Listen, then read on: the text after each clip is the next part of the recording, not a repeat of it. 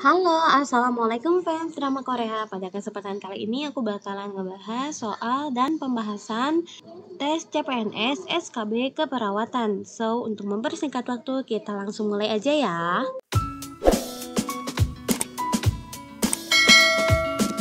Pertanyaan pertama, perawat pada unit ruang nifas merawat klien yang baru saja melahirkan dengan riwayat plasenta previa. Manakah resiko yang muncul terkait plasenta previa yang perlu diperhatikan perawat ketika meninjau rencana keperawatan dan mempersiapkan melakukan pengawasan pada klien? A. Infeksi, B. Perdarahan, C. Hipertensi kronis, D. Kelainan pembekuan darah intervena, E. Gagal ginjal akut. Jawabannya adalah B, yaitu perdarahan. Karena pada plasenta previa itu terletak di bawah di segmen bawah uterus, sehingga tidak mempunyai struktur-struktur otot yang sama seperti kepunyaan uterus, dan bagian ini biasanya lebih rentan terjadi perdarahan. Jadi kalau yang pilihan A, C, D, dan E itu dia tuh bukan resiko yang spesifik terkait dengan plasenta previa. Pertanyaan selanjutnya,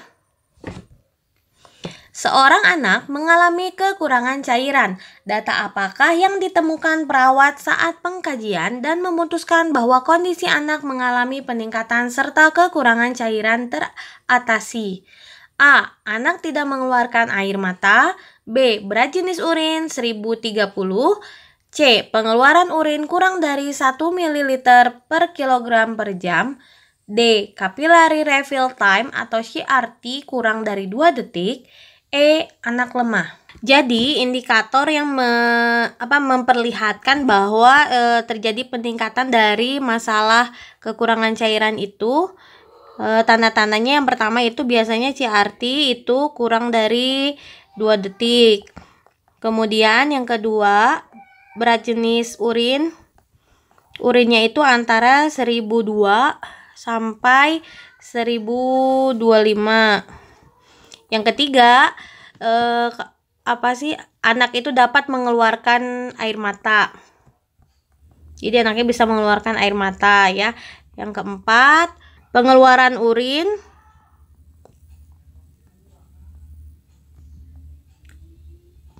itu sekurang-kurangnya itu adalah 1 mili per kilogram per jam.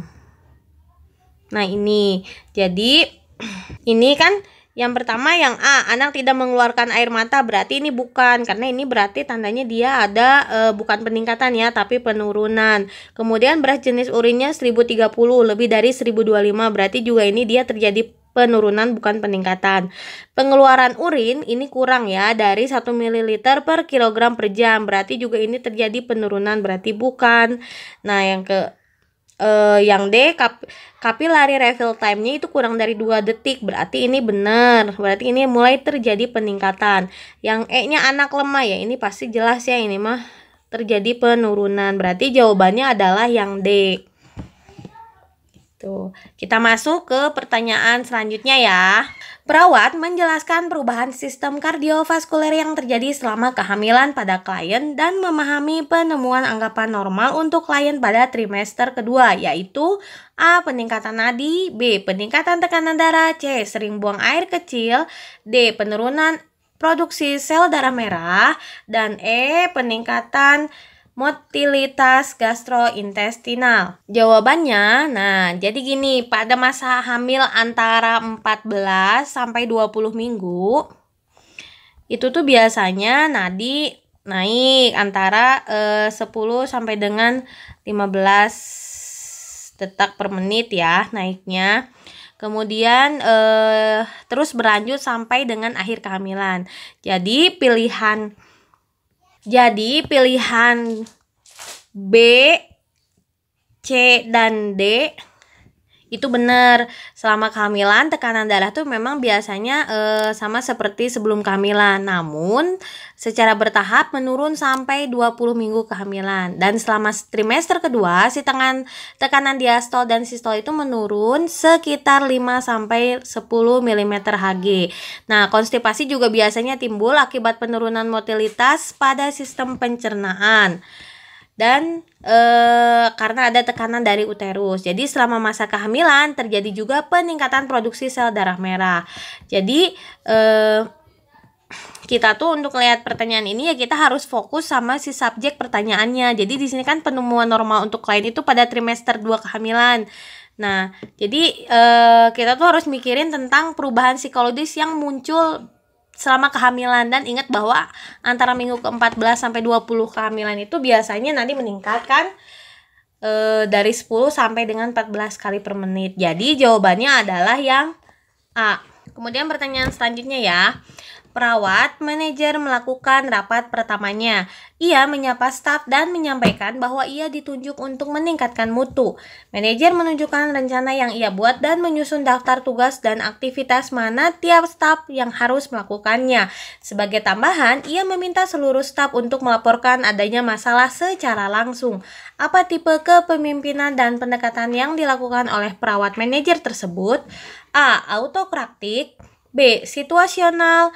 C. Demokratis. D. Laissez free.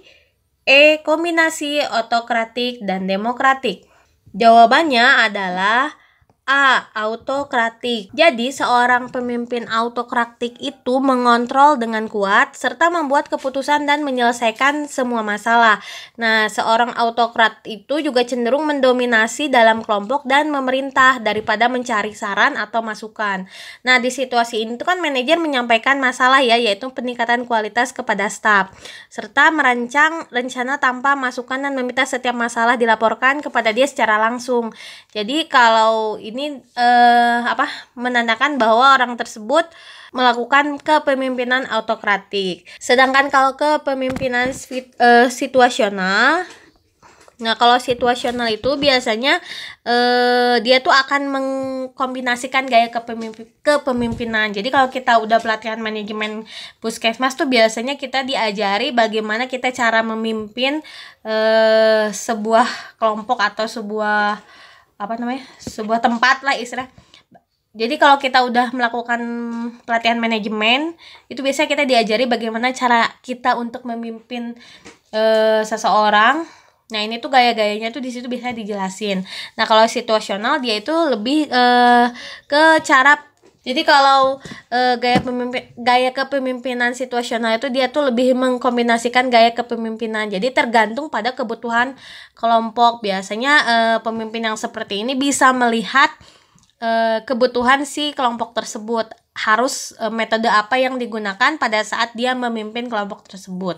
Dan biasanya si pemimpin situasional ini dia tuh bisa meluangkan waktu untuk mengenal si kelompoknya dan juga bisa menentukan perubahan pendekatan. Jadi dia tuh mencoba untuk berbagai macam cara kepemimpinan. Nanti dia tuh lebih bisa memilih mana yang pas untuk kelompok tersebut. Sedangkan kalau pemimpin demokratis, nah kalau yang C ini pemimpin demokratis itu dia tuh cenderung partisipatif dan biasanya ingin mengenal setiap staf secara individual untuk dia tuh tahu persepsi dari masing-masing stafnya dalam menghadapi suatu masalah. Jadi pemimpin demokratis juga biasanya berbicara dengan staf terlebih dahulu tentang masalah yang dihadapi, tentang isu-isu, dan meminta masukan sama staf dan untuk rencana yang lagi disusun atau untuk mencari solusi yang harus diambil.